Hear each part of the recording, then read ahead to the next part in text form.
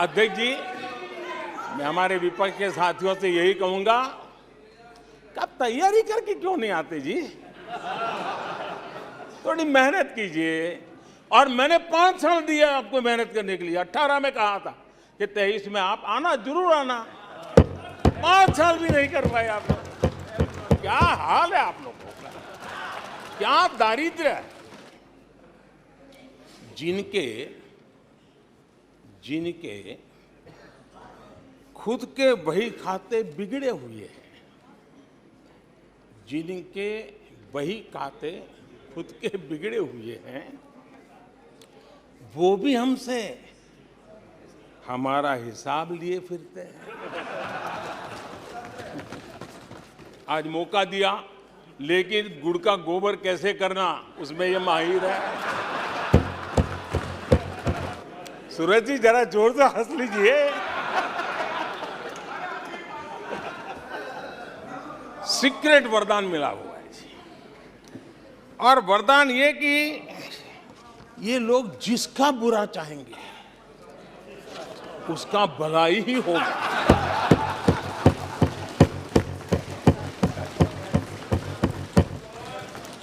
एक उदाहरण तो आप देखिए, मौजूद है। 20 साल हो गए, क्या कुछ नहीं हुआ, क्या कुछ नहीं किया गया, लेकिन भलाई होता गया। तो आपको बड़ा सीक्रेट वरदान है जी। विपक्ष के कुछ दलों के लिए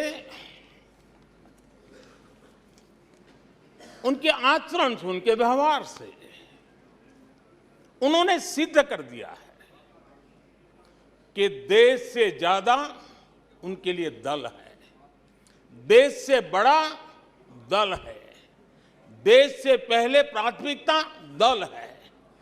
मैं समझता हूं आपको गरीब के भूख की चिंता नहीं है, सत्ता की भूख, यही आपके दिमाग पे सवार है। आपको देश के युवाओं के भविष्य की परवाह नहीं है, आपको अपने राजनीतिक भविष्य की चिंता है। और अध्यक्ष जी देखिए, मजा इस डिबेट का कि फील्डिंग विपक्ष ने ऑर्गेनाइज की, लेकिन चौके छक्के यहीं से लगे।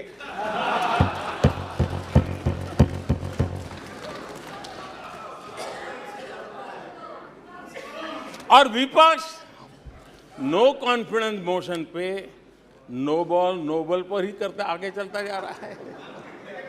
इधर से सेंचुरी हो रही है, उधर से नो बॉल हो रहे हैं।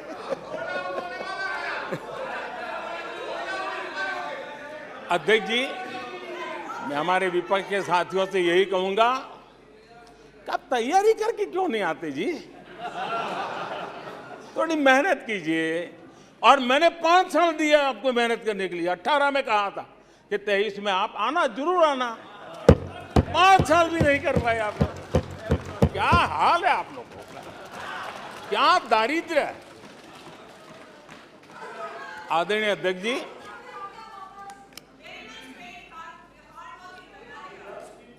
विपक्ष के हमारे साथियों को दिखास की, छपास की बहुत इच्छा रहती हो, पर स्वाभाविक है। लेकिन आप ये मत भूलिए कि देश भी आपको देख रहा है। आपके एक एक शब्द को देश गौर से सुन रहा है। लेकिन हर बार देश को आपने निराशा के सिवाय कुछ नहीं दिया है। और विपक्ष के रवैये पर भी मैं कहूंगा, जिनके खुद के बही खाते बिगड़े हुए हैं, जिनके बही खाते खुद के बिगड़े हुए हैं, वो भी हमसे हमारा हिसाब लिए फिरते हैं। लेकिन इस बार अधीर बाबू को क्या हाल हो गया। उनकी पार्टी ने उन्हें बोलने का मौका नहीं दिया। ये तो कल अमित भाई ने बहुत जिम्मेवारी के साथ कहा कि भाई अच्छा नहीं लग रहा है, और आपकी उदारता थी कि उनका समय समाप्त हो गया था तो भी आपने उनको आज मौका दिया। लेकिन गुड़ का गोबर कैसे करना, उसमें ये माहिर है।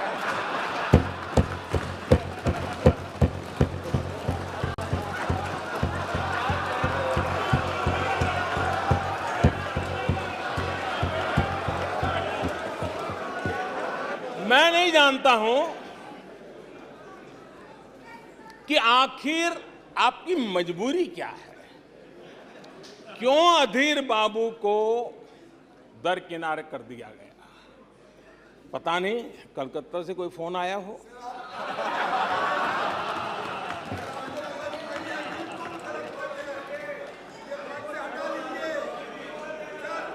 और कांग्रेस बार बार उनका अपमान करती है। कभी चुनावों के नाम पर उन्हें अस्थायी रूप से फ्लोर लीडर से हटा देते हैं। बिट्टू जी,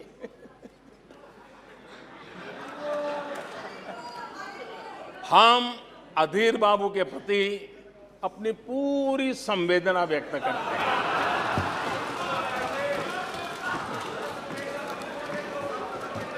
सूरज जी जरा जोर से हंस लीजिए। भारत की इन उपलब्धियों से कांग्रेस समेत विपक्ष के कुछ दलों को अविश्वास है। आदरणीय अध्यक्ष जी, अविश्वास और घमंड इनकी रगों में रस बस गया है। वे जनता के विश्वास को कभी देख नहीं पाते हैं। और ये क्यों होता है?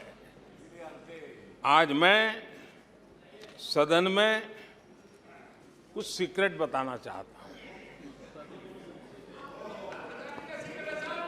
मेरा पक्का विश्वास हो गया है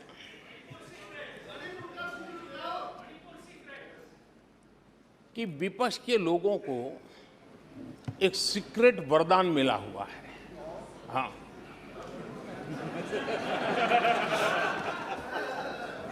सीक्रेट वरदान मिला हुआ है जी। और वरदान ये कि ये लोग जिसका बुरा चाहेंगे उसका भलाई ही होगा।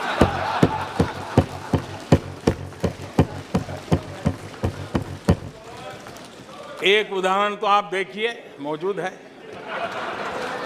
20 साल हो गए, क्या कुछ नहीं हुआ, क्या कुछ नहीं किया गया, लेकिन भलाई होता गया। तो आपको बड़ा सीक्रेट वरदान है जी। और मैं 3 उदाहरण से ये सीक्रेट वरदान को सिद्ध कर सकता हूं जी। आपको ध्यान होगा कि इन लोगों ने कहा था बैंकिंग सेक्टर के लिए, बैंकिंग सेक्टर डूब जाएगा, बैंकिंग सेक्टर तबाह हो जाएगा, देश खत्म हो जाएगा, देश बर्बाद हो जाएगा, न जाने क्या क्या कहा था। और बड़े बड़े विद्वानों को विदेशों से ले आते थे, उनसे कहलवाते थे, ताकि उनकी बात कोई न माने तो शायद उनकी मान ले।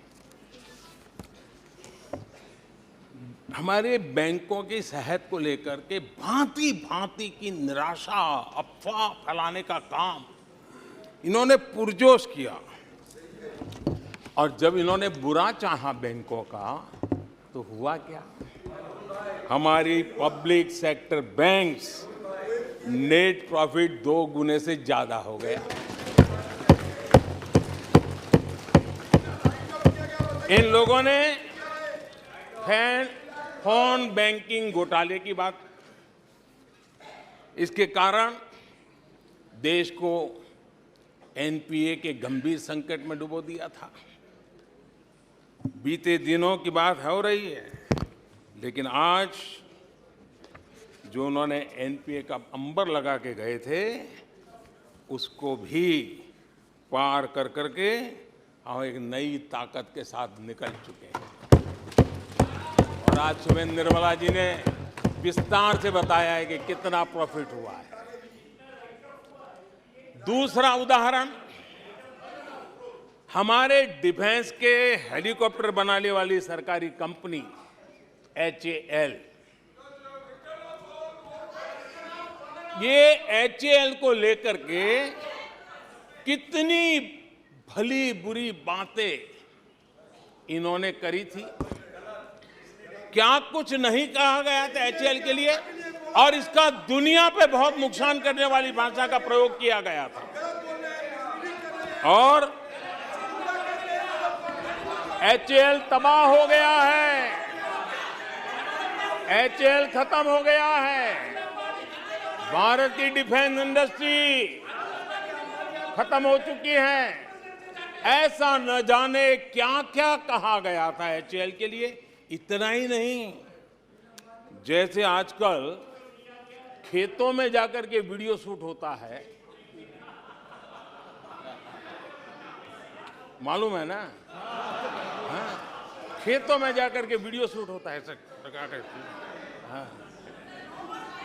वैसा ही उस समय HAL फैक्ट्री के दरवाजे पर मजदूरों की सभा करके वीडियो शूट करवाया गया था और वहां के कामगारों को भड़काया गया था। अब तुम्हारा कोई भविष्य नहीं है, तुम्हारे बच्चे मरेंगे, भूखे मरेंगे, HAL डूब रहा है।